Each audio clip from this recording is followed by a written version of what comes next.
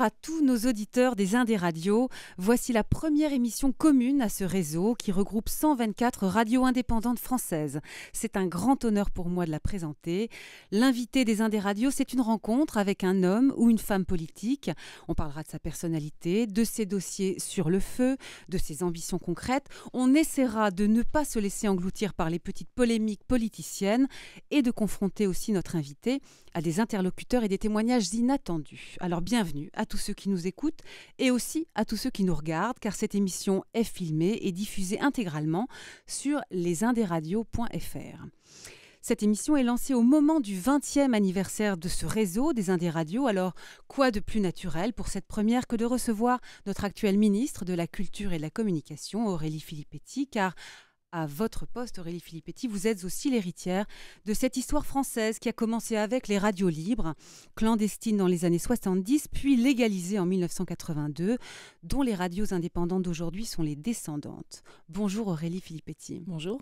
Et merci beaucoup d'avoir accepté notre invitation pour cette première. Alors, qu'est-ce que ces combats d'hier, les radios libres des années 70, légalisées ensuite sous le premier septennat de François Mitterrand, qu'est-ce que ces combats d'hier vous évoquent à vous aujourd'hui, ministre de gauche?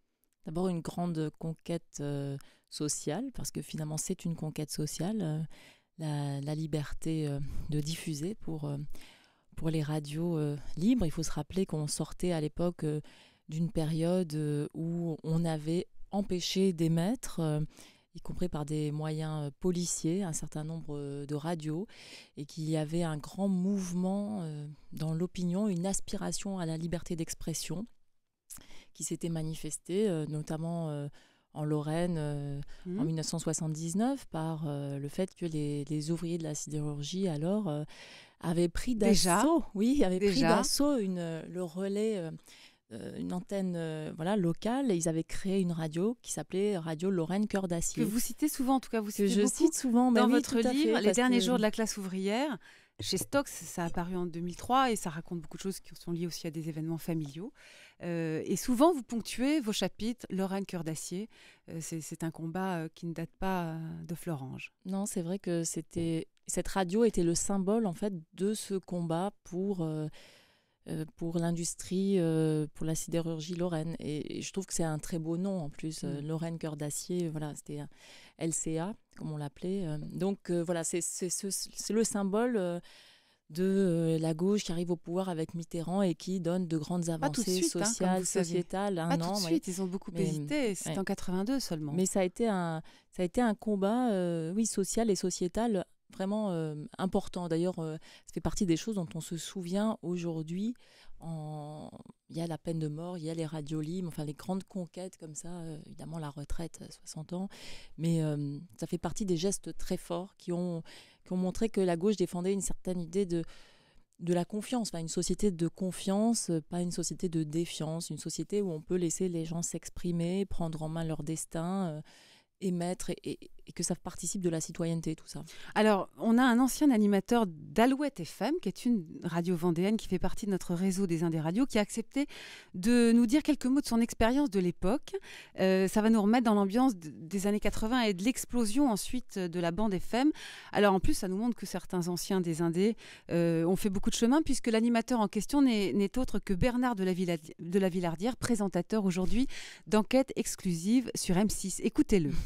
Pour moi, l'aventure des radios libres, ça a été une chance formidable parce que j'avais 24 ans, je sortais dans l'école de journalisme et ça a été un appel d'air extraordinaire pour des jeunes journalistes comme moi, puisqu'on a pu faire nos armes, on a pu trouver un job, même très mal payé. Je crois qu'à l'époque, j'étais payé 3 000 francs par mois à l'Ouest FM. Je travaillais, je me levais à 3 h du matin, je me couchais à 16 h, je faisais des journaux de 13 h aussi. Mais encore une fois, je regarde un très très bon souvenir parce que j'ai pu apprendre mon métier à vitesse grand V.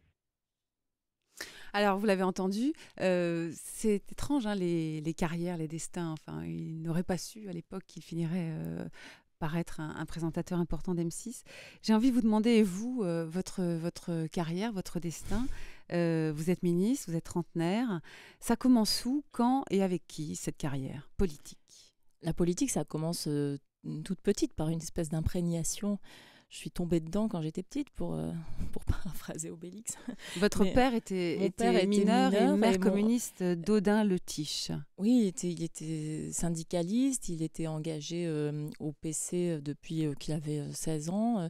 Ma mère était elle-même une militante de gauche, féministe, enfin qui croyait beaucoup à l'avancée de la cause des femmes par la gauche. Et donc, mes parents, en plus, évidemment, ont vécu cette période des années 70 et 80 avec la crise dans les mines, dans la sidérurgie, avec beaucoup de souffrance, évidemment. Et puis aussi, à la fin des années 80, la chute du mur de Berlin, qui pour eux a été un moment charnière, un moment... Vous racontez bien à quel point ils ont été déboussolés, tous ces militants, à la fois effondrés de ce qui s'avérait là maintenant, ils le savaient bien, la vérité donc de l'Union soviétique.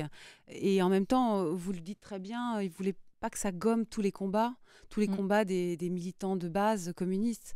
Votre mère, cela dit, si je vous ai bien lu, était assez vite, elle a arrêté de prendre sa carte. C'est votre père qui l'a payé pour elle? Oui, c'est ce qu'elle m'a raconté. Mais en fait, moi, elle n'était pas directement dans la vie politique. C'est mon père qui était élu. Elle avait des idéaux, qu'elle a toujours d'ailleurs. Mais du coup, elle avait plus de recul par rapport au fonctionnement du parti ou des partis eux-mêmes. Et donc, elle avait évidemment, il y avait des choses qu'elle avait du mal à avaler et que la réelle politique, on n'arrivait pas à effacer chez elle. Donc, elle a toujours gardé ça et en même temps, finalement, aujourd'hui, une grande défiance vis-à-vis de la politique, une sorte de peur de la politique. Ce qui n'est pas votre cas. Donc vous faites des études brillantes, Normale Sup et l'agrégation de lettres. Et puis alors, pourquoi pas le PC? Pourquoi pas le communisme? Finalement, c'est votre histoire de famille. Mais justement, à cause de la chute du mur de Berlin, à cause de tout ça, moi, dès l'âge de 15 ans, j'avais des discussions avec mes parents où je les mettais un peu en cause. Je leur demandais quand même des comptes sur ce qui se passait, sur pourquoi ils n'avaient rien vu, pourquoi ils n'avaient rien dit, pourquoi, finalement, comment tout ça avait pu être possible, ce mensonge déconcertant. Et tout ça, finalement, était, je pense, vraiment très, très douloureux. Je ne voulais pas revivre les mêmes souffrances D'ailleurs, que vous mes les parents. percevez comment aujourd'hui, les communistes et le Front de gauche qui... Alors, c'est compliqué, certains disent qu'ils sont à la majorité, et en même temps, leurs votes ne disent pas toujours cela, et puis leurs mots. Mélenchon est très dur avec le gouvernement aujourd'hui. Il dit aussi qu'il a éprouvé du mépris de la part des socialistes, du Parti socialiste. Vous entendez ce qu'il dit? Ça vous touche, cette histoire-là? Ah mais bien sûr que ça me touche, mais Mélenchon, il a fait le parcours inverse du mien, c'est-à-dire qu'il est passé du PS au PC. Et tout le monde, enfin tous les anciens communistes ne voient pas d'ailleurs d'un très très bon œil l'arrivée de Jean-Luc Mélenchon, qui a quand même aussi quelque part transformé le Parti communiste en autre chose. C'est plus le Parti communiste. Et c'est mieux? C'est mieux? Je suis pas sûre que ce soit mieux, mais enfin moi j'ai de l'affection pour tous les militants Il vous agace ou il vous séduit? Non, il m'agace pas du tout. J'ai de l'affection pour eux. Je suis pas... Il a raison intellectuellement d'avoir le verbe haut, il a raison d'être la mouche du coche. Je trouve que Mélenchon, c'est un très bon tribun et qu'il a un talent oratoire certain. Et en même temps, il est excessif et bon, il a parfois aussi des dérapages quand même qui sont dommageables pour tout le monde. On est dans la même famille. La gauche, c'est une seule famille. Et donc, nos intérêts sont communs et il faut qu'on soit unis le plus possible en respectant évidemment les identités de chacun. Mais moi, je trouve que c'est bien quand ils sont un aiguillon pour le Parti socialiste, quand ils nous poussent à aller plus avant. Mais en faisant attention dans la forme, si je vous entends bien.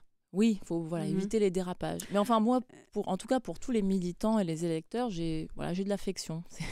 Et alors, donc, je continue votre itinéraire. En fait, c'est chez les Verts que vous allez d'abord atterrir, puisque vous adhérez au mouvement des Verts en 1999, vous serez au cabinet d'Yves Cochet en 2001-2002, et puis élue conseillère d'arrondissement dans le 5e arrondissement à Paris. Pourquoi les Verts? C'était un sas peut-être, je sais pas. Non, mais sérieusement, c'était... Seulement un sas? Non, je le voyais pas du tout comme ça. Pour moi, les Verts, en 95, quand Dominique Voynet se présente à l'élection présidentielle, c'est une femme. C'est une femme qui en plus est féministe. Et donc, cette démarche-là, je trouve ça formidable. Et puis, il y a cet idéal de faire de la politique autrement, de la lutte contre le cumul des mandats, contre des réflexions le PS sur ne portait sur pas la tout démocratie. cela assez haut et fort. Les Verts l'incarnaient vraiment Et le profondément. PS, non. À l'époque, pour moi, c'était vraiment les Verts Mhm. qui mettaient ça sur le devant de la scène politique avec le plus de force. Et puis, il y avait toute la question environnementale, parce que finalement, ça, pour le coup, c'est sans doute venu de mon expérience en Lorraine, où on a quand même des paysages qui ont été massacrés, et aussi des gens, la santé des gens qui a été abîmée par l'exploitation industrielle. Mais j'ai été très, très vite et très jeune, très, très sensible à la question écologique. Vous êtes peut-être dit aussi qu'il faut sortir de l'acier, de la Non. civilisation de l'automobile. Vous êtes bien placé pour le savoir, vous qui avez vu la Lorraine de près à une période de transition. Je ne me suis pas dit il faut sortir de l'acier, je me suis dit il faut faire de l'acier pour d'autres choses que par exemple la voiture, il faut les transports collectifs. Bon. Mais en tout cas, l'industrie, pour moi, n'était pas incompatible avec le développement durable. Pourquoi vous sortez du mouvement des Verts à cause de Ségolène Royal? Non, c'est une longue histoire. Mais j'avais un désaccord qui devenait de plus en plus flagrant et assez handicapant. Pourquoi? Chez les Verts. Comme Cohn-Bendit, vous trouvez que c'est une nouvelle bureaucratie là-bas? J'aime bien Cohn-Bendit, ouais. J'ai toujours eu beaucoup d'admiration pour lui. Il y avait ça, et puis il y avait le rapport au PS qui me semblait pas clair. C'est-à-dire que je trouvais pas normal que certains chez les Verts tapent sur le PS à longueur d'année et pour à la fin faire un accord électoral la veille des élections et pour avoir des postes. Et donc cette forme d'hypocrisie ne me convenait plus du tout à la longue, d'autant plus que nous qui faisions partie du courant le plus compatible avec le Parti socialiste, on l'assumait tout à fait. On était, Dominique Voynet à l'époque disait qu'elle rêvait d'un grand parti unique de la gauche, et moi j'étais assez, je le suis toujours d'ailleurs, je suis assez séduite par cette idée-là, enfin en tout cas d'avoir ça comme idéal. Et Ségolène Royal, c'était une autre manière de faire de la politique. Vous étiez très séduite à l'époque. Et Ségolène, elle incarne, oui, tout à fait, elle est totalement iconoclaste. Et je pense que ça a été une des raisons de son succès en 2006 et 2007. Comment sont vos rapports aujourd'hui? Vous êtes parti pour le comité de soutien d'abord de Dominique Strauss-Kahn. Enfin, c'est ce qu'on a écrit en tout cas. Ouais, et puis on sait que ça n'a pas duré très longtemps cette affaire, puisqu'il n'a même pas eu le temps de se présenter aux primaires. Et ensuite François Hollande. Moi, j'ai soutenu assez vite François Hollande. Pourquoi? Et pourquoi pas Ségolène Royal? Parce que d'abord, je trouve qu'il n'y a pas de droit automatique parce qu'on a été candidat une fois à l'être la fois suivante. Et donc, je considérais que Hollande était le mieux à même de l'emporter cette fois-ci et que Ségolène, en 2007, avait fait la preuve à la fois de son immense capacité d'innovation dans la vie politique, de mettre le pied dans la fourmilière, de faire bouger les lignes. Mais et ça, c'était fini, formidable. Mais que, 5 ans après, c'était plus la même configuration. Donc, il fallait...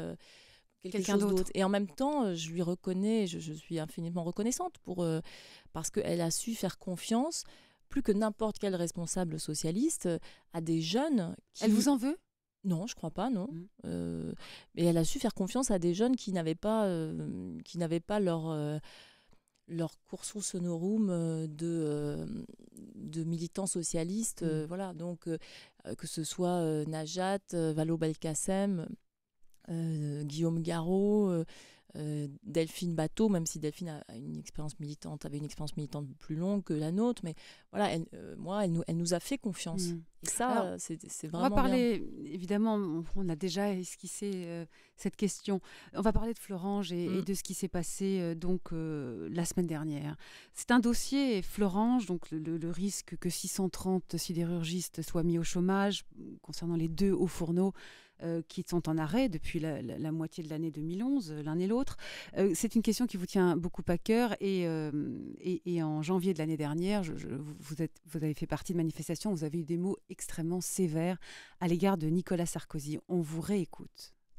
La manière dont ils ont été reçus ce matin devant le QG de Nicolas Sarkozy est scandaleuse. Nicolas Sarkozy est en train encore une fois d'essayer de nous enfumer. Il les a enfumés ce matin au sens propre avec les gaz lacrymogènes et ce qu'il annonce sur le redémarrage des hauts fourneaux. Mittal dit le contraire. Alors le problème, c'est qu'enfumer, c'est exactement ce qu'ont l'air de penser beaucoup de syndicalistes cette semaine, après l'accord qui a été passé, puisque Bon, je rappelle qu'effectivement, il n'y a pas eu de plan social, mais les 2 hauts fourneaux en arrêt ne vont pas redémarrer, ils vont être laissés en l'état pour redémarrer peut-être un jour, pas être complètement à l'abandon, ils ne vont pas redémarrer.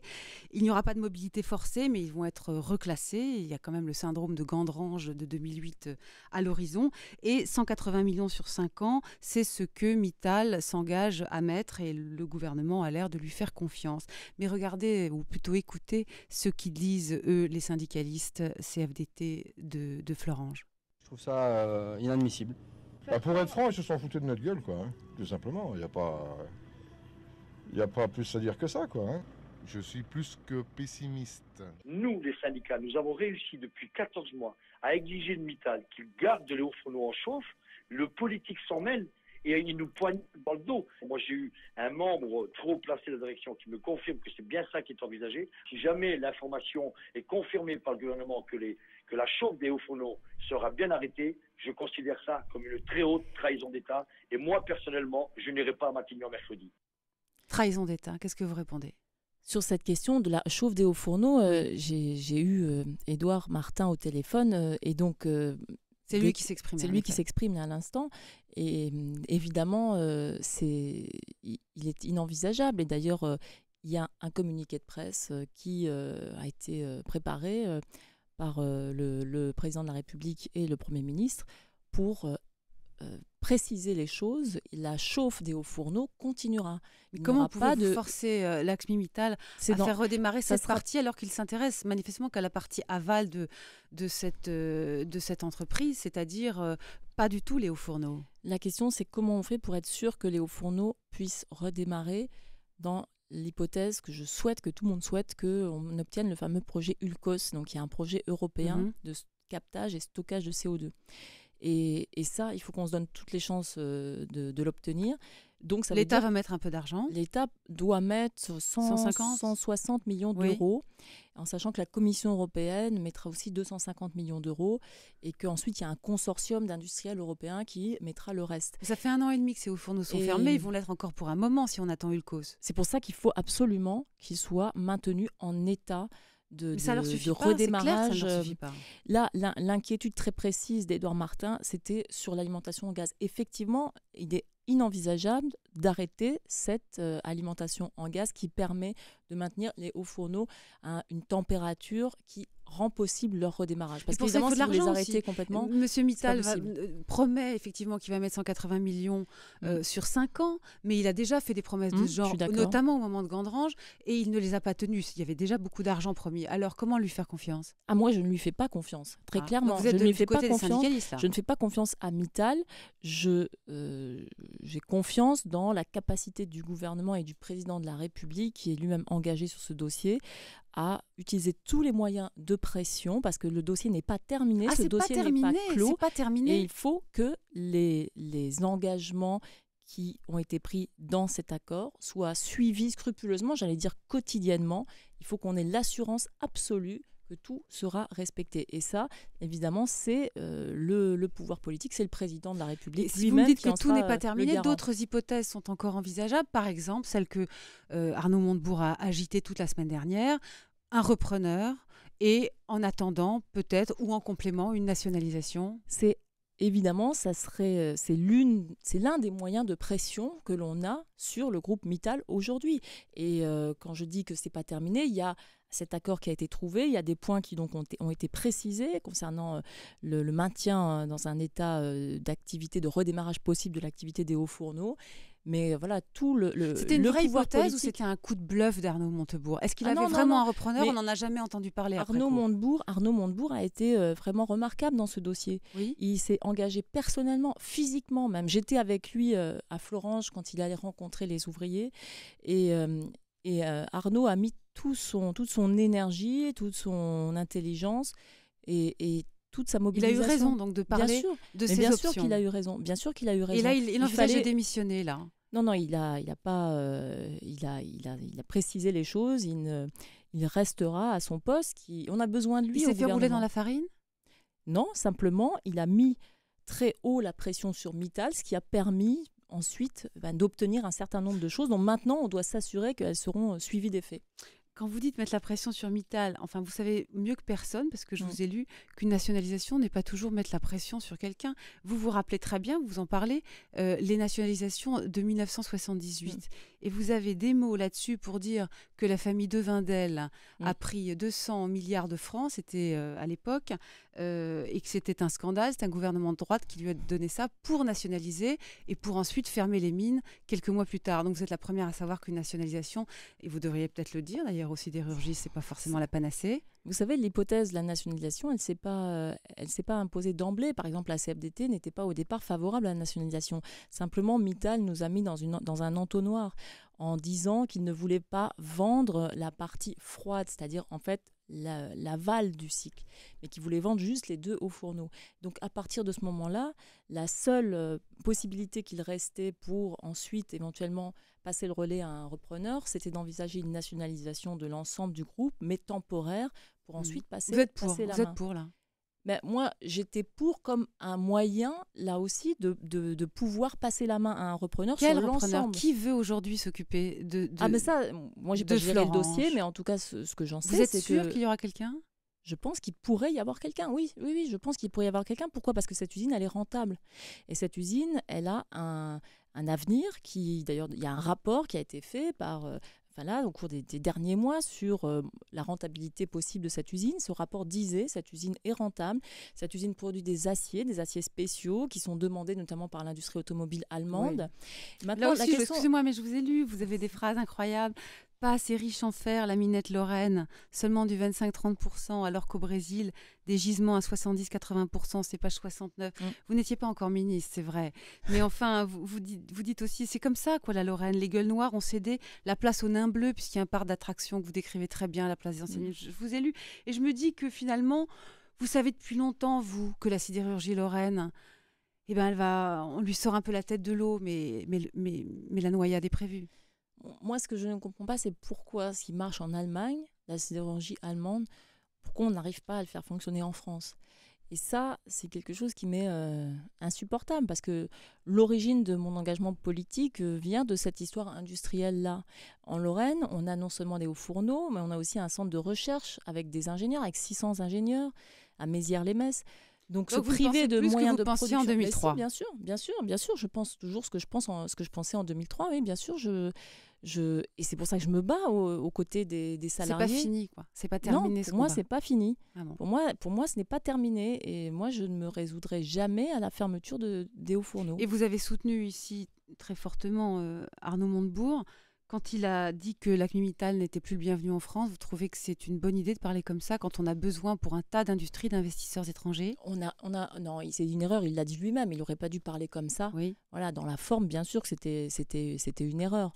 Maintenant, encore une fois, moi je n'ai pas confiance dans le groupe Mittal. Donc, la jurisprudence qui existe à gauche, dans une certaine gauche, du casse-toi riche-con, ça vous plaît? Non, mais... il y a parfois un ras-le-bol qui peut susciter une certaine colère. Donc vous comprenez ça? Quand on est ministre, on ne doit pas s'exprimer comme ça. Et Arnaud l'a Quand on est reconnu. patron de journal? Et quand on est patron de journal, il y a la liberté d'expression. Et moi, je suis ministre de la communication, donc je ne vais sûrement pas me mettre, moi, à censurer les patrons de journaux ou les journalistes. D'accord, on va passer aux questions d'actualité. Alors là, je vais me donner une petite règle de style. Aurélie Filippetti, je vais faire commencer toutes mes questions par pourquoi et par comment. Ça ne veut pas dire qu'elles seront faciles. Voici, dans l'invité des Indes radios, le pourquoi comment.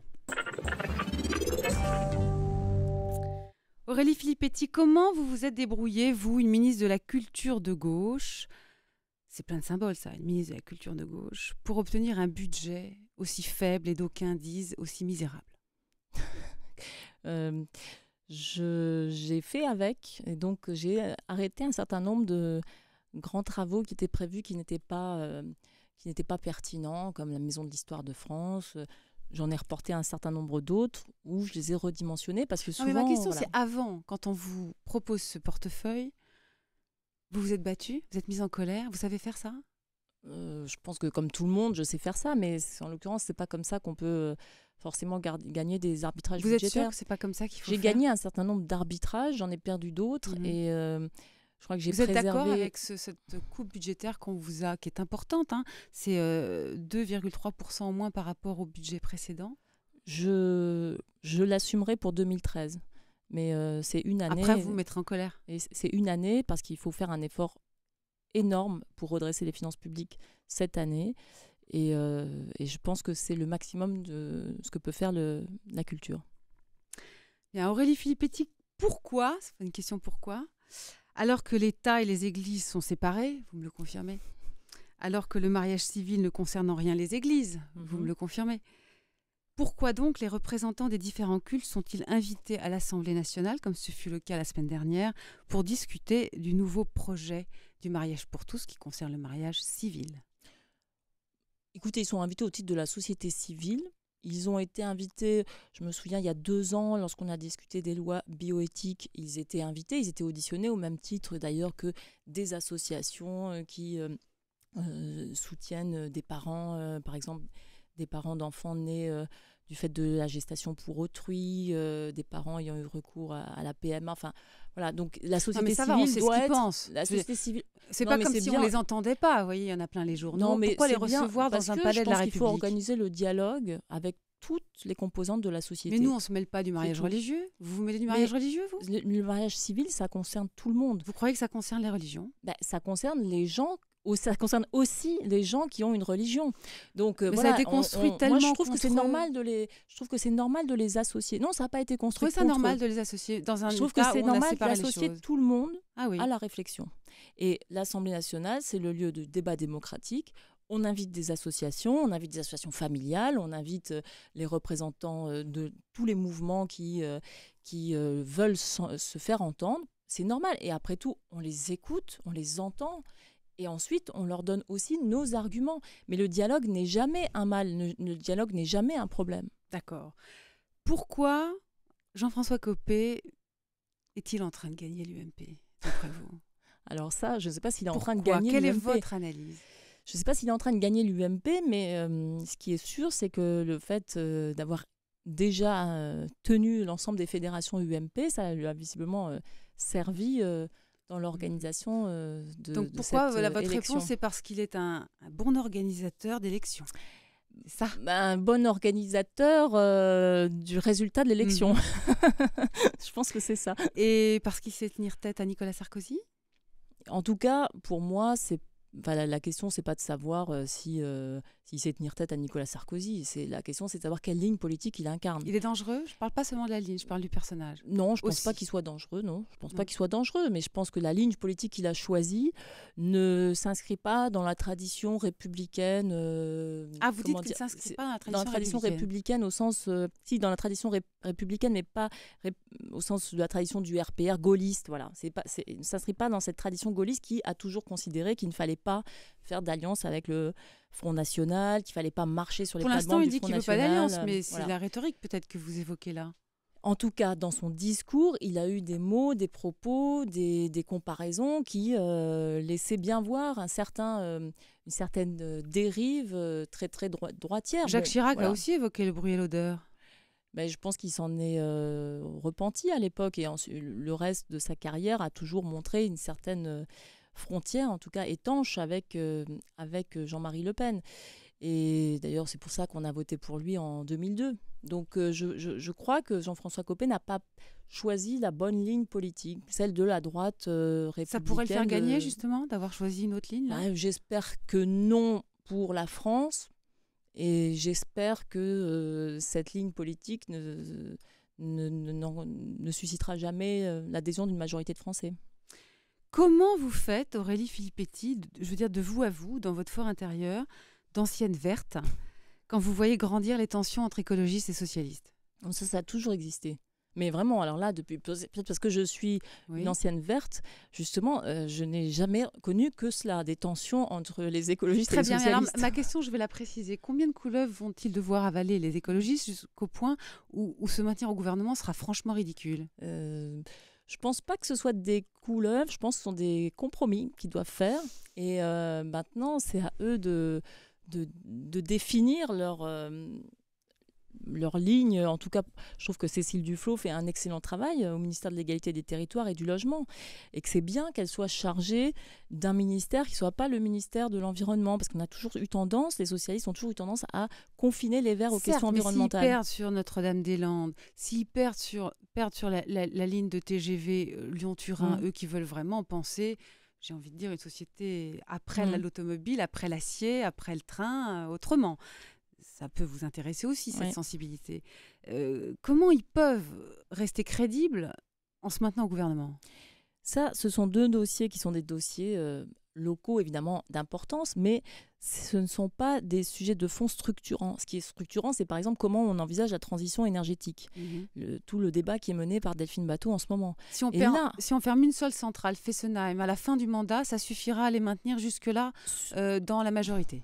Sur les 5 ans, si on ferme cette centrale, si on investit massivement dans les énergies renouvelables, si on investit surtout beaucoup dans les économies d'énergie, Là, il y a un véritable enjeu en termes de révolution industrielle vers une économie verte. Et donc, à mon avis, c'est ça le vrai point sur lequel les Verts doivent absolument faire pression. Ça va marcher. Ah ben oui, ça va marcher.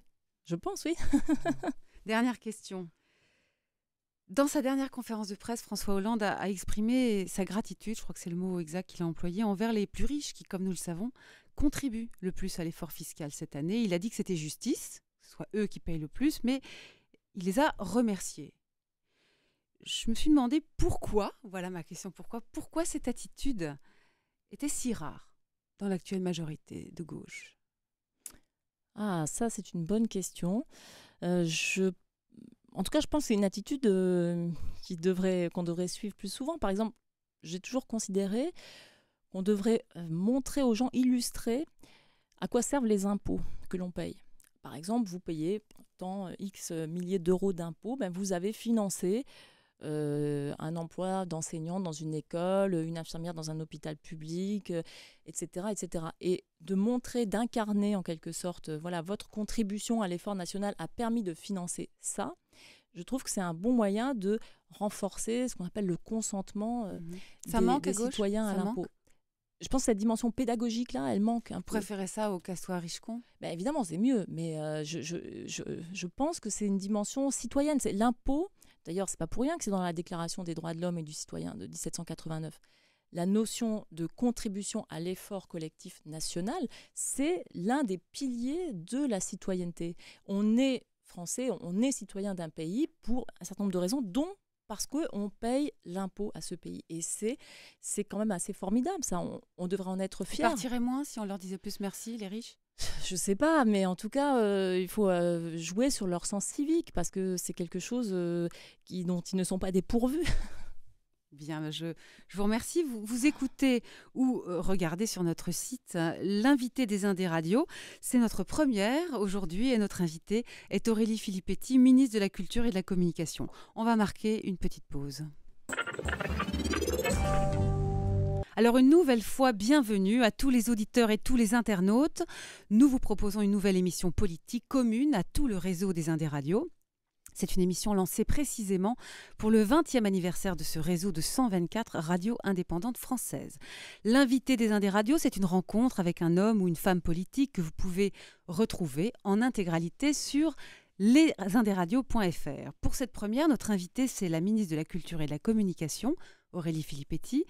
Et nous allons évoquer avec vous à présent vos dossiers les plus brûlants, en tout cas cette semaine, vos propositions pour plus d'égalité dans l'accès des enfants à la culture, l'ouverture cette semaine d'une antenne du Louvre dans la ville de Lens, l'avenir de l'audiovisuel public et bien entendu, parce que le sujet est sensible, le téléchargement illégal et l'avenir du dispositif Hadopi.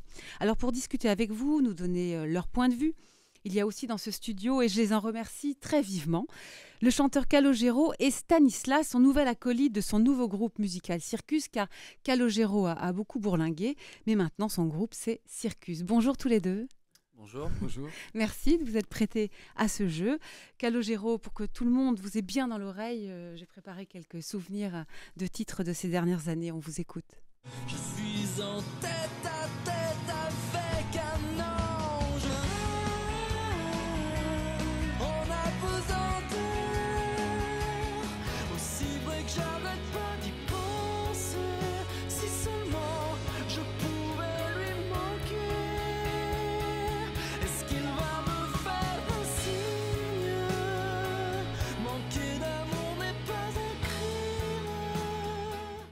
Alors, vous venez de sortir donc, ce nouvel album Circus avec Stanislas notamment. Et j'ai vu qu'il y a plein d'auteurs importants qui ont écrit pour vous. Jean-Jacques Goldman, Marc Lavoine, toute une bande de copains et de professionnels. Il y a beaucoup de monde derrière cette aventure, j'ai l'impression, non? Non, pas tant que ça. C'est surtout 5 musiciens ensemble. Ouais. J'ai la chance d'avoir des amis avec qui je partage d'autres choses que la musique, qui sont aussi de brillants musiciens. Donc je me suis dit que c'était chouette dans la vie d'un musicien. Il ne fallait pas passer à côté de ça, de monter un groupe comme quand on a 15 ans.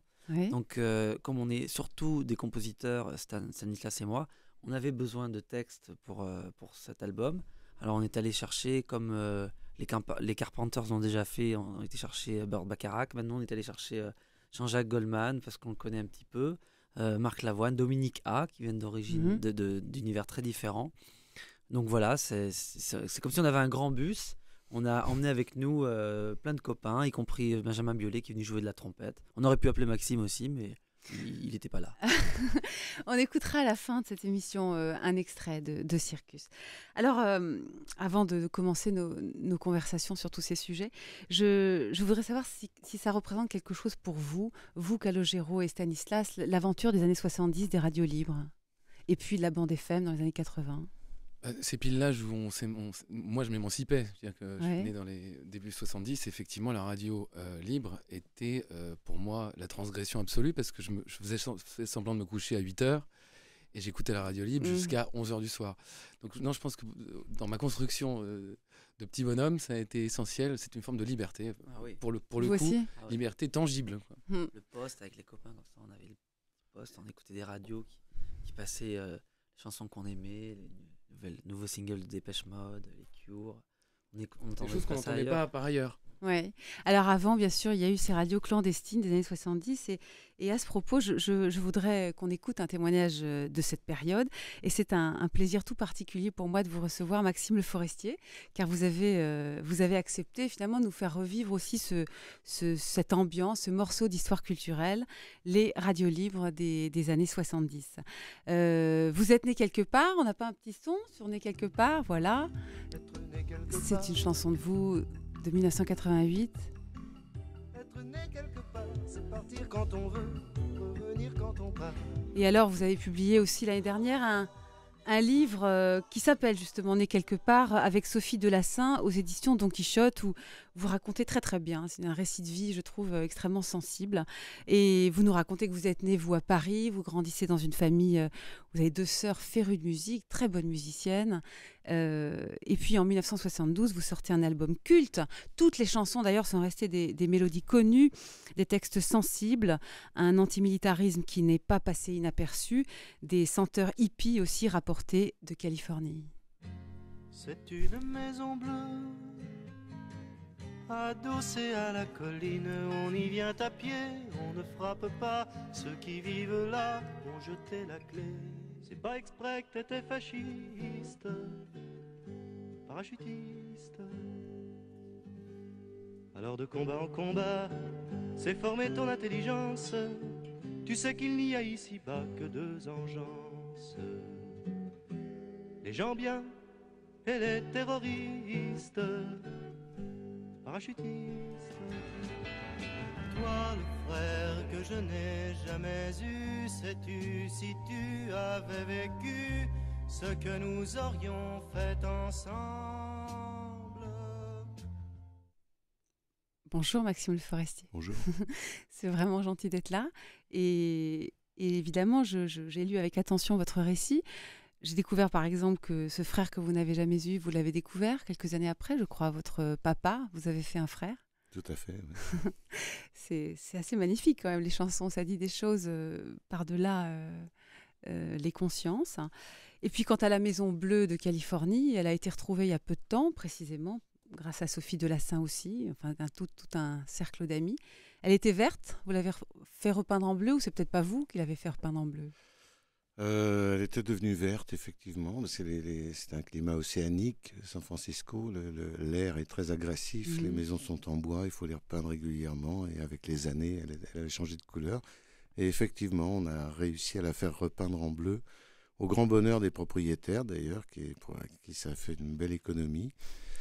Et on a posé une plaque Et je dois dire que pendant que le consul de France, très brillant d'ailleurs, faisait son discours, je me remémorais ce qui s'était passé 40 ans plus tôt dans cette maison et je me disais que le monde avait bien changé. Ah oui, alors justement, à l'époque, les radios, eh bien, elles devaient s'installer dans des appartements. Non, il y a eu d'abord les Anglais avec Radio Caroline qui s'étaient mis dans les eaux, en dehors des eaux territoriales et qui émettaient. Mais là, c'était surtout musical. C'était un vrai mythe pour les Français. Radio Caroline à des musiques qui ne passaient pas sur les antennes françaises. Et puis à partir de la fin des années 70, il y a des gens qui ont commencé à essayer d'émettre de façon artisanale, quoi, pour rigoler. Ouais. Vous ?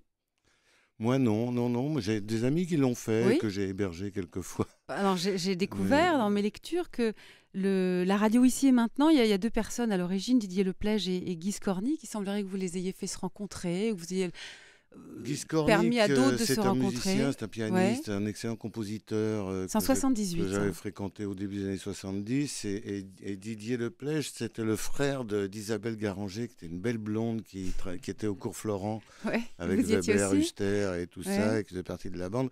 Et à eux deux, le frère et la sœur, c'était des babes absolues. Ils avaient le combi Volkswagen hyper bien équipé. On était allé au Larzac avec eux, on avait fait plein de choses. Et lui avait fait beaucoup de yoga, avait fait le voyage en Inde. C'était un vrai bab authentique. Oui. Je crois que je vois. Et quand il est revenu, il a créé cette radio. Alors il s'est fait installer d'abord dans le 16e, un appartement qu'on lui a prêté. Après il y a eu une descente de police, si j'ai bien compris, le 30 août 78. Il avait trouvé un système qui n'était pas con. C'était d'envoyer le son par téléphone. On démontait les combinés téléphoniques, on mettait deux places crocodile. Ouais. Et on envoyait par téléphone le son à 20 km de là où il y avait l'émetteur. Donc il y avait une façon de déjouer. Alors quand est arrivé les policiers, donc 6h du matin, parce que ça émettait toutes les nuits, ils ont dû partir, ils sont installés dans le 20e, ils sont installés chez vous aussi, non ? Ils ont fait une soirée chez moi, quand ils changeaient tous les jours. Donc par ce système de téléphone, ils arrivaient à... Et alors, on était complètement impuissants à les arrêter. Ils ont eu un procès en 81, 1500 francs d'amende chacun. Mais en fait, on continuait d'émettre. Mais je pense que quelque part, tout le monde savait que ce monopole d'État sur les ondes allait s'ouvrir. C'était quoi ce monopole d'État ? Dites-nous-en un mot aussi. Si je comprends bien, la plupart des fréquences étaient réservées par l'armée. Et les fréquences qui restaient appartenaient à l'État d'une façon ou d'une autre. Il y avait les radios d'État comme France Inter, France Musique, etc. Puis il y avait les radios privées comme Europe et RTL qui avaient un actionnaire qui était une société d'État. Ce qui a permis à Chirac de virer la direction d'Europe en 1976 pour persiflage. C'était complètement... Alors évidemment... C'était un peu moins bloqué sur les radios privées que sur les radios publiques. Mais c'était quand même... La FM a quand même changé le ton, a quand même largement décontracté l'idée de la radio. Et ça a évidemment contribué à diffuser d'autres musiques, dont la vôtre. Et vous dites très bien dans votre Non, récit, moi j'ai pas été diffusé par les non, vous étiez chez Polydor dès les années 70.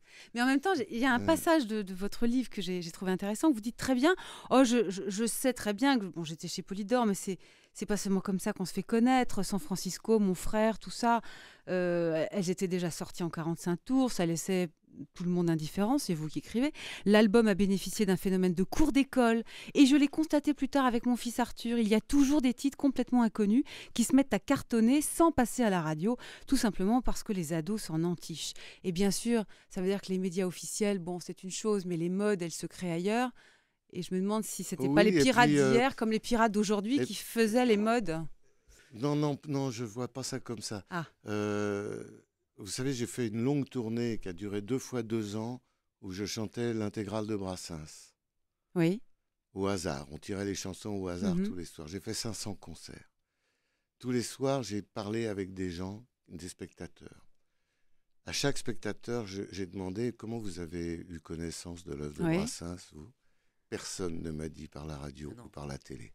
Vous allez dans le même sens de ce que vous dites. Un prof, une maman, un papa pendant les vacances et tout. C'était toujours lié à quelqu'un. Et je pense que c'est dans cette transmission-là que j'aimerais bien être. Alors, on va parler quand même des jeunes d'aujourd'hui. Alors eux, ils sont souvent très clairs. C'est quelqu'un peut-être, mais en tout cas, pour aller voir ce qu'il y a et entendre ce qu'il y a à écouter, on va sur Internet. On est des pirates. Écoutez ces jeunes de Clastres. J'aimerais que vous écoutiez. Non, on n'est pas forcément des pirates quand on va sur Internet, c'est pas vrai. C'est vrai. C'est un raccourci que vous pouvez pas faire. Vous avez raison, je mea culpa. Mais ceux que vous allez entendre, j'aimerais que vous les écoutiez bien. Ils sont à Castres et c'est Radio 100% qui nous a envoyé ce reportage. Écoutez. Alors je télécharge beaucoup. Films, musique. En même temps, je trouve que c'est une bonne chose, mais je trouve que c'est pas assez élaboré parce que tant que je reçois pas ce mail là, moi je continue. Après, j'ai pas envie de payer pour des musiques. Hein. Payer 30 centimes des musiques, après ça fait trop. Puis voilà, mes parents vont pas payer 30 centimes la musique, je vais télécharger gratuit et puis voilà, c'est tout. Moi, je suis contre Adopi parce que je trouve que c'est une loi qui empêche le téléchargement et c'est contre la liberté des gens. Maxime Le Forestier, une petite réaction. Ils veulent pas payer. Vous avez entendu ? On va pas retomber dans ce débat absurde de faire croire à ces mômes que c'est eux qui sont responsables. C'est ce que vous dites aussi, ils sont pas responsables. Le débat, c'est un débat entre producteurs et distributeurs, entre des producteurs de musique ou de films ou de télévision, ça, qui sont quand même toute une activité qui peut être importante, et les distributeurs qui sont les gens qui font de l'argent avec Internet. Le débat, il est là. Donc c'est pas la peine, ce que vous dites, de les sanctionner. C'est pas la peine, parce que si vous me passez des gamins qui disent ça, évidemment, vous voulez souffler sur un débat qui n'a déjà plus lieu. Mais est-ce que vous pensez qu'il faut un dispositif qui tout de même les sanctionne, eux ? Ce qui est le cas aujourd'hui d'Adopi.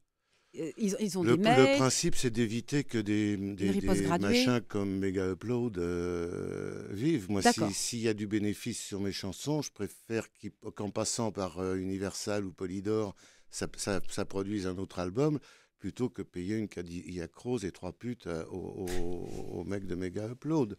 C'est une question. Donc c'est des grosses plateformes de chargement illégal que vous avez dans le collimateur. Ça devient forcément des grosses plateformes. Vous pensez pas que. Mais il va rester tout de même du petit téléchargement individuel. Le petit téléchargement, il y a toujours des gens qui piquaient des disques à la Fnac. C'est pas grave.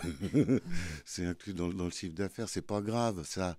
Et puis de toute façon, la musique gratuite maintenant par le streaming, elle est partout. On peut. Donc ça vous met pas en colère particulièrement. À quoi bon surcharger ses disques durs avec des trucs qu'on peut trouver en 20 secondes sur Deezer ou sur... voilà. Et qui sont maintenant des structures qui commencent à s'organiser avec les producteurs. C'est long, c'est difficile. En plus, c'est un peu un débat parasite, tout ça. C'est important pour nous. Mais par rapport au gros dossier que le gouvernement a à gérer en ce moment, c'est un peu marginal. Donc c'est un peu comme le mariage pour tous ou le vote des étrangers. C'est des débats parasites qui sont importants pour quelques milliers de gens, mais qui n'ont pas parasité l'ensemble du débat politique. En tout cas, je pense. Je voulais tout de même vous remercier. En plus, moi, c'est vrai que je suis un peu à l'écart de tout ça depuis 2-3 ans. Je fais des chansons. Mais je vous remercie d'autant plus. Je sais que vous êtes en train d'enregistrer quelque chose, d'être venu aujourd'hui pour nous parler de toute une époque, et vous l'avez fait très bien. Merci. Est-ce que vous êtes d'accord, Calogero, Stanislas, sur le fait que le petit téléchargement illégal individuel, c'est pas trop grave. Ce qui est grave, c'est les grosses plateformes illégales. Je pense qu'on est dans une phase un peu transitoire où Internet, ça date 10-15 ans maximum, et on n'a pas encore trouvé le modèle.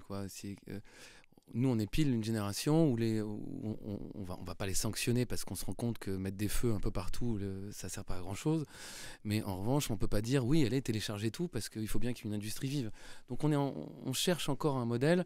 Et là, j'ai l'impression, comme disait Maxime, que on commence à trouver, il y a la publicité qui s'installe avant certains morceaux, à raison ou pas, mais c'est comme ça. Et on commence peut-être à entrevoir un début de solution. Mais c'est vrai qu'en ce moment, c'est difficile, et de demander aux artistes de dire, au nom de la liberté, oui, téléchargez tout et n'importe quoi, il me semble que c'est difficile de le dire parce que Vous attendez quoi aujourd'hui des pouvoirs publics ? Des pouvoirs publics ? Oui, dans ces affaires-là, comment il faut légiférer ? Il faut garder Adopi, il faut changer ? En tout cas, avoir une réflexion de fond, oui, c'est sûr. Et puis accompagner un mouvement qui est en train de s'organiser parce qu'entre, comme dit Maxime, entre les distributeurs et les producteurs, on commence à s'entendre sur un certain nombre de choses. Donc d'accompagner ce mouvement, de le favoriser parfois, peut-être pas... Je ne suis pas sûr que la carte musique ait vraiment fonctionné, mais peut-être essayer de trouver des façons d'amener les gamins à s'intéresser au portail gratuit. Mais pas par la sanction. Payant. Quoi. Vous êtes pas la plutôt fonction. contre la sanction. Donc finalement, le modèle Adopi qui envoie des mails, il y a riposte graduée et à la fin une sanction judiciaire, etc. Vous n'êtes pas d'accord? Mais non, d'autant plus, très honnêtement, moi j'ai volé des disques quand j'étais ado. Un exemple à suivre. Hein. C'est pas un exemple à suivre. J'aime bien, c'est comme les gens qui vous. Oui, j'ai fumé des joints, j'ai un côté comme ça. C'est complètement aberrant. Et en plus, ça n'a pas. Il y a des choses qui n'ont pas tellement changé. Je veux dire, quand par exemple, je voulais avoir toute la collection des Cure. Je ne l'ai pas acheté. J'avais des cassettes et je me faisais copier des cassettes. Donc c'est exactement pareil. C'était moins cher, je n'avais pas les moyens de l'acheter. Donc je me faisais copier des cassettes. Ce qui est dangereux aujourd'hui avec Internet, c'est que c'est flou en fait. On ne sait pas à qui ça profite. C'est pas clair. Et du coup, tout ce qu'on sait, c'est que les maisons de disques sont complètement paumées à ce niveau-là, qui proposent plein de trucs différents et qu'il n'y a plus d'argent pour produire les nouveaux artistes. Ce qui est très inquiétant en fait, c'est pour la création, c'est pour les jeunes. Aujourd'hui, je ne sais pas si, personnellement, si je fais un album, aujourd'hui, mon premier album, je pense que comme mon premier album n'a pas marché, je peux vous dire que mon deuxième, je ne le fais pas. Quoi. Ça, c'est clair. Donc, c'est ça qui me rend triste, en fait. Moi, je me rends compte, moi qui mets pas mal de cordes des orchestres dans les productions que j'essaie de faire, je me rends compte que, même si le mot n'est pas très beau, l'industrie musicale n'a pas les mêmes moyens pour faire des choses un peu produites, comme on produit des grands films avec des belles lumières, avec des un peu glamour. On a moins les moyens de faire des productions léchées où on a le temps d'être en studio parce qu'on rabote un peu partout. Bon, en temps de crise, c'est normal, on va pas se plaindre. Et nous, on est extrêmement privilégiés de pouvoir encore faire des disques. Mais je pense pas que Mais c'est pas de la faute à tous ces petits jeunes qui ont téléchargé. Mais non, je pense que c'est. Si on licencie chez Sony, quoi. Mais non, mais faut pas non plus leur dire. Je pense pas qu'il faut leur dire. Faut pas être irresponsable non plus en leur disant utilisez votre liberté, téléchargez tout et n'importe quoi. Ça, pour moi, c'est irresponsable aussi. Le jour où ce sera plus possible, pourquoi pas? D'accord. Mais ce sera pas. Alors, ils recevront pas une contravention, je ne sais quoi. Ou alors, on verrouille tout. On peut se dire que toujours le soft a été fabriqué par les fabricants de hard. Je m'explique. Quand j'ai débuté, les tourne-disques étaient de marque Philips, Sony, machin, et c'était Philips, Sony qui faisaient des disques. Ça représentait 2% de leur chiffre d'affaires et ça leur permettait de vendre des tourne-disques. Après, les CD sont arrivés et puis un jour, Philips a inventé une machine qui copiait le CD rigoureusement à l'identique. Ouais. Ils ont vendu leur participation dans Universal 2 mois avant. Et ils ont lâché ce truc. Et à partir de ce moment-là, ça a commencé à devenir difficile puisque le côté immatériel de ce que nous faisons s'est parfaitement exprimé par ce simple appareil. Aurélie Filippetti, à vous maintenant de répondre à tout ce qui vient d'être dit. Peut-être l'angle qu'on pourrait adopter tout de suite, c'est faut-il maintenir un système qui tout de même sanctionne individuellement, c'est-à-dire prévient avec des mails. Il y a 1 150 000 courriels qui ont été envoyés en 2 ans par la haute autorité, la Adopi. Ils disent d'ailleurs que c'est très dissuasif, que plein de gens ne recommencent pas après. C'est quand même une grosse machine, ça coûte de l'argent, vous l'avez dit vous-même, 11 millions d'euros par an. Est-ce que vous pensez que vous allez maintenir ça ou au contraire passer tout à fait à autre chose compte tenu de tout ce qui vient d'être dit ici ? Il y a une mission qui est confiée à Pierre Lescure, qui travaille en ce moment et qui va terminer des auditions à la fin du mois de décembre et qui ensuite rendra ses conclusions en mars. Donc j'attendrai le mois de mars pour vous répondre plus précisément sur l'avenir de la Adopi. C'est sûr qu'en tout cas, Adopi n'a pas suffi, c'est le moins qu'on puisse dire, à régler la question du financement de la création. Parce que moi, ce qui m'intéresse, c'est comment on fait pour effectivement encourager les jeunes musiciens, un jeune Brassens. Aujourd'hui, un jeune Brassens, c'est pas possible. Voilà, c'est ça. Il faut évidemment avoir des moyens pour accompagner l'écriture, le développement. Et ceux qui tirent le plus gros bénéfice de tout cela sont évidemment des entreprises qui sont des entreprises mondialisées, des géants de l'Internet et puis les fabricants de matériel qui, eux, leurs tablettes ou leurs supports, ils les vendent, c'est pas 30 centimes la chanson, quoi, c'est qu'ils les vendent 600, 700 euros. Et finalement, les gens payent cher pour acheter le matériel, mais ensuite très peu cher pour financer au final l'artiste. C'est là qu'il y a un problème. Donc, comme en 1985, au moment où il y a eu le développement des cassettes vidéo et qu'on pouvait enregistrer comme ça des films qui passaient à la télé, etc. On a développé un mécanisme assez malin qui s'appelle la copie privée. En fait, quand vous achetez une cassette, vous payez une somme qui est totalement très faible, enfin dérisoire, mais qui sert à alimenter un fonds qui ensuite est redistribué aux artistes. Et notamment, il y a un quart de ce fonds qui sert à financer les jeunes artistes. Ça s'appelle la licence globale, ce que vous dites. Non, ça s'appelle la copie privée. Non. Ça, c'est la oui, mécanisme de copie si privée. je fais une analogie, est-ce que c'est pas vers ça finalement que depuis un moment la gauche se dirige? C'est pas la licence globale, ça c'est un mécanisme de financement qui a été adapté en 1985 pour ces supports physiques. Aujourd'hui, on a des supports qui sont des supports virtuels en fait, notamment avec les nuages. Enfin voilà, on n'a plus besoin d'avoir même de support physique. On a un disque dur. Donc il faut qu'on s'interroge sur comment on fait évoluer notre législation, notamment la fiscalité, pour pouvoir finalement récupérer de l'argent chez ceux qui tirent le plus grand bénéfice des échanges et de la croissance des échanges culturels sur Internet. C'est eux qui doivent contribuer à financer la création. Et c'est ça l'énorme enjeu. Et je pense et c'est la fin des courriels, attention, c'est très grave ce que vous faites ou pas? C'est dissuasif, ça peut marcher ça. C'est pas, enfin les courriels, voilà, c'est pas méchant des courriels en soi, donc voilà, mais après, on peut s'interroger sur les moyens de la Hadopi. En tout cas, les courriels, ça ne suffit pas, ça ne règle pas du tout ce problème qui est celui de la financement. Ça ne fait pas rentrer d'argent, je vous ai bien entendu. Ça ne fait pas rentrer d'argent pour les artistes. Mon sujet, ce n'est pas de faire rentrer de l'argent dans les caisses de l'État, c'est de pouvoir financer la création, les artistes et ceux qui les accompagnent. Pour ça, il faut bien organiser qui paye. Alors justement, nous avons retrouvé un son dès 2009. Jacques Attali disait que il fallait s'acheminer vers cela. Lui, il l'appelle la licence globale. Vous m'expliquerez si ce n'est pas tout à fait la même chose. En tout cas, je voudrais que vous écoutiez ce qu'il dit, parce qu'il prévient tous les artistes. Il leur dit, mais emparez-vous du sujet et c'est à vous de vous organiser si vous ne voulez pas vous faire manger par les grands majors. Écoutez ce qu'il dit. Il est très important que les artistes comprennent qu'il faut qu'eux prennent en main le système, comme ils l'ont fait dans le temps avec la SACEM, qu'ils fassent leur propre société. Alors évidemment, il y a des risques. Tout n'est jamais blanc et noir. Le risque, c'est de créer un système où ce soit quelques copains qui s'installent et qui répartissent la licence globale en fonction de petits copains qui tiendraient les cordons de la bourse. Mais ça doit être complètement transparent. Aujourd'hui, on sait qui télécharge quoi. Donc on n'a pas besoin de nommer, mais on sait statistiquement, on peut répartir très bien les rémunérations en fonction des artistes véritablement regardés. Alors, vous êtes tous d'accord avec lui, non? Mais qu'est-ce que vous attendez pour vous organiser?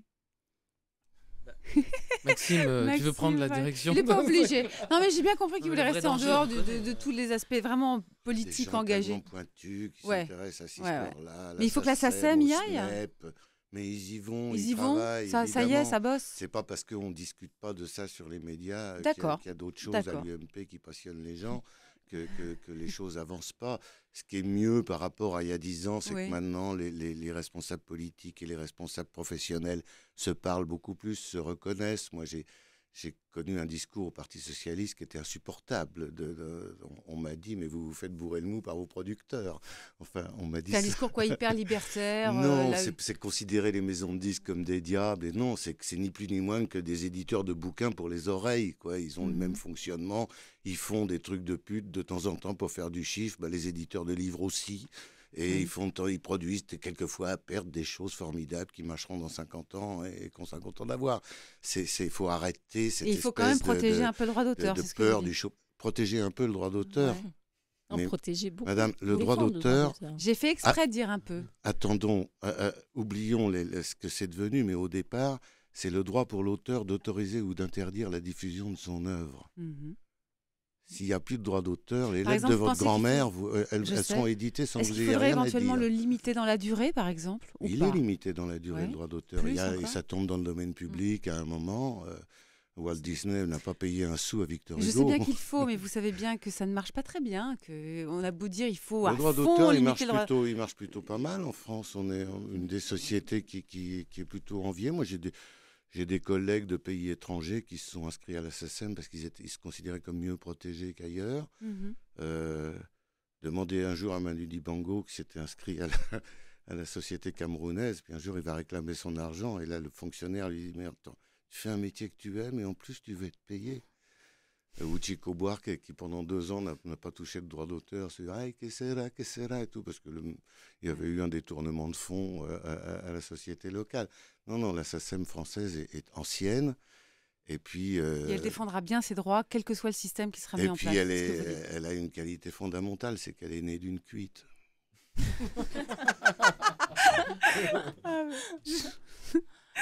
Vous voulez nous raconter l'histoire? Alors, c'était dans les années 1800, milieu des années 1800.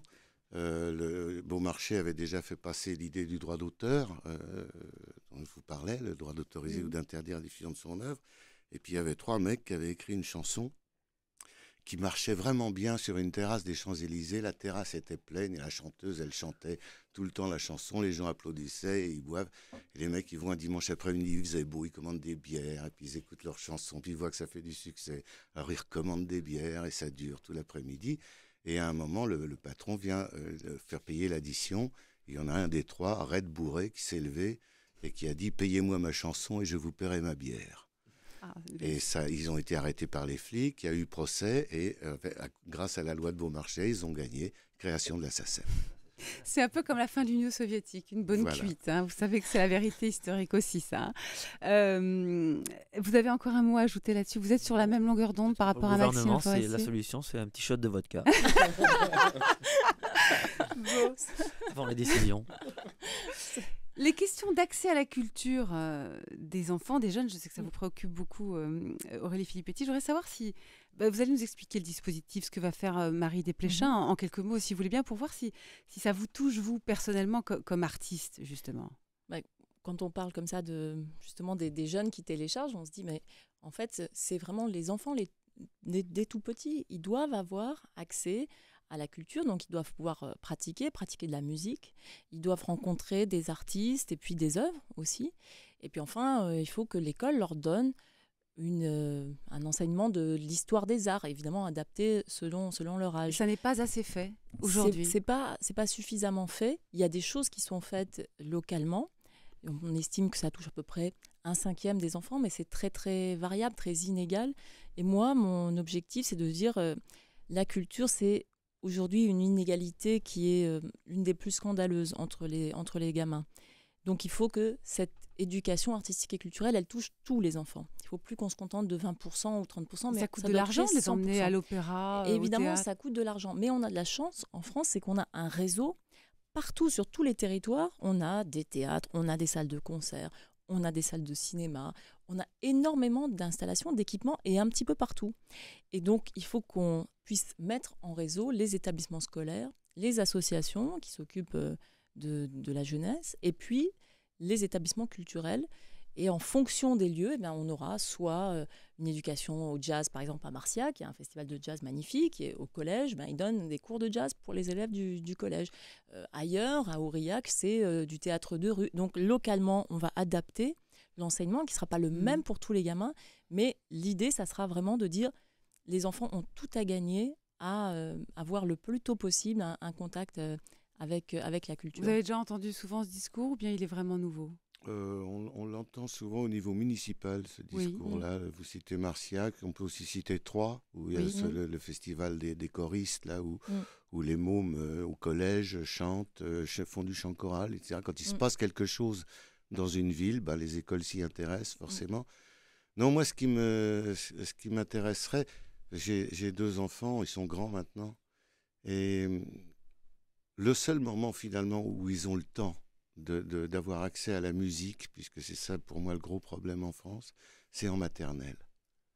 Vous êtes d'accord ? Oui, en fait, pour moi, vraiment, c'est le moment où se forge vraiment la sensibilité culturelle. C'est-à-dire que c'est non seulement d'aller voir les œuvres à l'opéra, au théâtre, parce que largement en France, on fait des opérations de sensibilisation jeune public, on en voit un peu partout.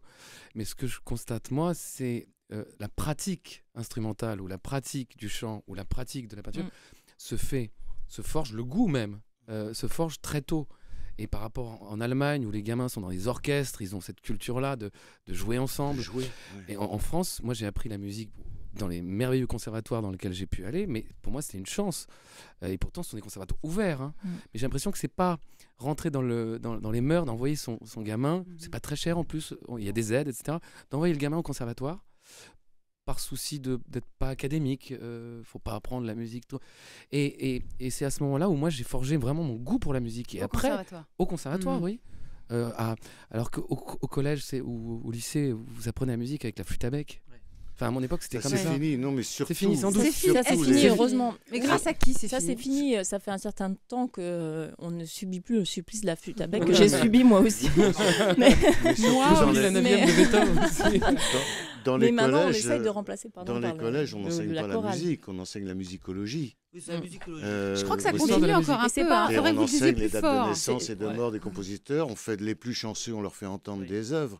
Mais il n'y a pas de pratique, on n'apprend pas à lire, on n'apprend pas, on n'apprend même pas à entendre. Et faites l'expérience avec un enfant de 4 ans, 5 ans. Vous lui faites entendre 2 minutes de musique instrumentale en fermant ses yeux. Et après, vous lui dites qu'est-ce que tu as entendu ? Et il va vous raconter le monde. Et puis en plus, ce qui est formidable, c'est que non seulement ça développe sa curiosité, son imagination, mais en plus ça a des effets extrêmement positifs sur les apprentissages scolaires traditionnels.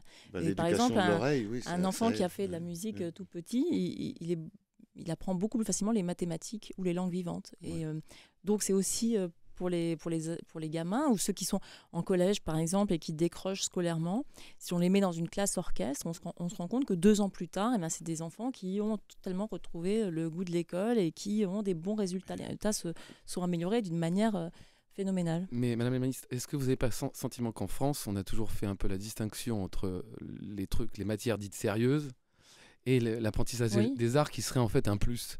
Alors qu'à mon sens, franchement, vous venez de le dire, à partir du moment où on remet l'art au centre d'une utilité et qu'on se dit que grâce à l'art, on va faire des gamins qui sont peut-être plus éveillés, qui sont peut-être plus ouverts aux autres, aux différences, aux jouer ensemble.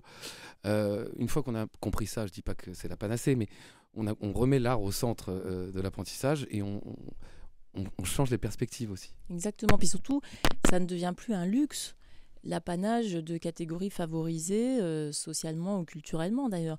Ça devient vraiment un droit et un levier pour tous les enfants et c'est en quelque sorte ce que la société doit offrir à ses enfants. C'est la même démarche, je présume, qui a présidé à la décentralisation, on peut dire cela, du Louvre à Lens. Absolument. Une nouvelle antenne qui est ouverte et vous espérez là que de nouveaux publics qui ne montent pas toujours à Paris pour aller voir le Louvre seront là et bien là. Absolument, c'est vraiment une expérience formidable. À Metz, on a vu le centre Pompidou, donc il y a eu une antenne créée à Metz et les chiffres, on est à plus de 1 600 000 visiteurs, donc ça a dépassé toutes les espérances. Et les gens qui, à l'époque, disaient oui, ça n'intéressera personne en Lorraine, se trompent totalement. Et il y a des gens qui n'étaient jamais allés dans un musée et qui vont au centre Pompidou voir de l'art moderne en plus. Donc Lens, ça sera la même chose. Ce sont des tableaux, des œuvres parmi les chefs-d'œuvre de l'humanité qui sont au Louvre et qui vont être exposés dans un bâtiment qui lui aussi est très beau, une très belle œuvre architecturale, et qui sera à disposition de l'ensemble des habitants, évidemment de la région de Lens, du Nord-Pas-de-Calais, mais aussi, j'espère, qui attireront des Français, des touristes de partout. Et pour moi, c'est ça la culture. C'est vraiment donner à tous, et en particulier à ceux qui n'ont pas, par leur origine, par leur famille, ils n'ont pas accès spontanément à ces chefs-d'œuvre, de leur donner accès, de leur donner les outils aussi pour lire et apprécier ces œuvres. Allez, on va finir cette émission en parlant un peu de la télé, enfin de l'audiovisuel public en général. La gauche était très virulente contre la décision de Nicolas Sarkozy de faire nommer les présidents de Radio France et de France Télévisions directement par le président de la République. François Hollande avait promis d'annuler cela. C'était une promesse, vous en conviendrez, qui ne coûtait rien, qui était éminemment symbolique. Mais quand ? Pourquoi c'est pas déjà fait, en 2013, parce qu'on s'est donné le temps d'avoir une réflexion sur l'éventualité d'une fusion entre le CSA et l'ARCEP, donc en gros l'organisme qui régule l'audiovisuel et l'organisme qui régule les fréquences et les réseaux, et de voir c'est à ça que vous réfléchissez. On termine là maintenant cette réflexion. Et donc ensuite le temps de déposer le projet de loi, puisque les futurs présidents de l'audiovisuel seront nommés par l'instance, donc le futur CSA. Alors ce futur CSA, est-ce qu'il y aura toujours des gens exclusivement nommés parce qu'on répète le problème, par le président de la République, le président de l'Assemblée nationale et le président du Sénat, ou bien est-ce qu'il y aura des personnalités nommées par exemple par les journalistes de manière tout à fait autonome ou par d'autres corps de métier? On va changer le mode de nomination aussi des membres des instances de régulation. Donc, ça sera beaucoup plus démocratique. On verra. Sans la mainmise des grands... Il n'y a pas aujourd'hui de grandes personnalités de l'État. De décisions qui sont prises et qui sont arbitrées. Donc, je ne vais pas vous dire, voilà, ça va se faire comme ça ou comme ça. Mais en tout cas, l'idée, c'est vraiment de renforcer le plus possible l'indépendance Donc vous de nous l'instance de garantissez régulation. aujourd'hui, c'est très important, que parmi les membres du futur CSA, il y en aura qui ne seront pas nommés par le président de la République, le président du Sénat ou le président de l'Assemblée nationale. On réfléchit en ce moment à la manière dont on pourrait les faire nommer, par exemple, par les commissions parlementaires, les commissions des affaires culturelles, et à quelle majorité, enfin voilà, pour que ce soit le plus démocratique possible. Là encore, c'est quand même le Parlement qui est le dépositaire de la volonté populaire. Vous n'imaginez pas que certains métiers, par exemple, c'est le cas au CSM, les magistrats, une partie du CSM, ce sont des magistrats qui sont nommés par les instances de la magistrature et pas du tout par l'intervention d'un des 3 personnages que je viens d'évoquer. Dans le cas du CSM, c'est une obligation constitutionnelle puisqu'on a l'obligation de séparer les pouvoirs. Et donc l'exécutif, le législatif, le judiciaire doivent être séparés. Donc c'est normal. Dans le cas de l'audiovisuel ou des fréquences, il n'y a pas les mêmes obligations constitutionnelles. C'est l'obligation de respecter au maximum l'indépendance nécessaire à l'expression de la liberté de la presse. Et donc, la difficulté, c'est de trouver le mode de nomination. L'indépendance, c'est aussi être autonome par rapport aux instances étatiques. Oui, mais l'Assemblée nationale, ce n'est pas le pouvoir exécutif, c'est le législatif. Oui. Et donc, c'est la volonté populaire. Et donc, en termes de légitimité... Par rapport aux 3 pouvoirs, on pourrait imaginer des choses folles comme ça. Je ne suis pas sûre que le faire nommer des membres qui sont chargés de réguler l'audiovisuel par des professionnels de l'audiovisuel, ça leur rassurerait davantage d'indépendance. Parce que, en fait, on pourrait considérer qu'ensuite, ils vont finalement chercher à rendre service à ceux qui les ont nommés, quitte à faire roi. Tandis que s'ils sont nommés par l'Assemblée, enfin le Parlement, qui est donc le dépositaire vraiment de l'incarnation de la volonté du peuple, leur poids, leur autorité est, à mon avis, supérieur. Mais encore une fois, ce n'est pas tranché et ce sont encore des pistes de réflexion. Sur l'argent, en tout cas, l'argent sera 2013. D'accord. La publicité après 20h, il y a des gens dans votre majorité qui voudraient qu'on rouvre ce dossier. Vous avez réussi à faire obtenir une augmentation de la redevance de 6 € de plus, alors que 4 € au départ étaient prévus, donc c'est 131 € l'année prochaine. Très bien, mais vous faites payer tout de même le contribuable pas toujours très riche, alors qu'il y a des entreprises qui ne demandent que ça, d'aller faire de la pub, de donner de l'argent.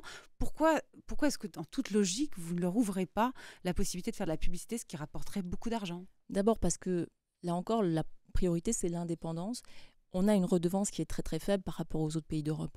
Au Royaume-Uni, en Allemagne, on a la redevance qui est à 180, 220 € pour l'Allemagne. Donc, c'est quand même incomparablement plus cher. Mais surtout, la redevance, elle est évidemment socialement, elle s'applique à tout le monde, sauf exception. C'est-à-dire que selon des critères d'âge, de handicap, de revenus, vous pouvez être totalement exempté de la redevance, ou en partie. Donc, il me semble que pour assurer l'indépendance du service public, il valait mieux augmenter la redevance un petit peu, de manière raisonnable, plutôt que d'avoir un retour de la publicité après 20 heures. D'autant plus que ce retour n'aurait pas garanti une compensation de la perte de recettes de France Télé, puisqu'aujourd'hui, on a plus de chaînes, il y a les chaînes de la TNT, il y a une chute du marché publicitaire, donc on aurait dilué... Ça, c'est non. Vous dites non, ça ne se fera pas, même si... En tout cas, ce n'est pas le choix qu'on a fait cette année. Cette année, on a choisi de faire ce qui était, d'ailleurs, je pense... qui aurait dû être fait de manière plus régulière au fil des années. C'est d'ailleurs une volonté de beaucoup de gens à droite comme à gauche. Il y avait un certain consensus, en tout cas au Nouveau Centre. Bon. Enfin, dans votre majorité, il y a des gens qui trouvent qu'on devrait faire payer ceux qui ont envie de payer, c'est les entreprises qui veulent faire de la... Mais surtout, moi, je voudrais qu'on utilise la possibilité d'être dégagé de cette obsession de l'audimat pour que le service public remplisse une vraie mission de service public. Ça veut dire quoi? Ça veut dire continuer à encourager l'information qui est de très bonne qualité sur le service public, continuer à développer le numérique et les programmes numériques, surtout à l'heure où on va avoir de la télé connectée. Et puis, travailler sur la proximité, travailler sur les programmes pour les enfants. Parce que là, on a aussi une mission de service public, on a des filières qui sont très bonnes. Moi, je voudrais qu'on développe davantage de programmes pour les enfants sur le service public. des émissions qui soient des émissions de qualité où on voit une vraie différence avec les chaînes privées. On vous a entendu. Je vous remercie tous. Je trouve qu'on a bien discuté, on s'est écouté. Moi, j'ai appris plein de choses. Donc, merci beaucoup, Calogero et Stanislas. Merci, Madame la ministre de la Culture, Aurélie Filippetti. Merci, Maxime Le Forestier, d'être resté avec nous pour ce débat très riche, notamment sur le téléchargement, mais sur aussi plein d'autres aspects de la culture. Pour terminer, on va terminer en chanson. Calogero et Stanislas, dans Circus, j'ai beaucoup aimé Les Nuits romaines. Alors, c'est un clin d'œil à l'Italie qui m'a touchée. Et voilà, et donc on va l'écouter pour terminer, en vous remerciant encore tous, et aussi bien sûr tous nos auditeurs et internautes. Vous pouvez nous retrouver sur lesindesradios.fr, et j'espère à très bientôt. Où mènent les nuits romaines, les rencontres y sont-elles éternelles?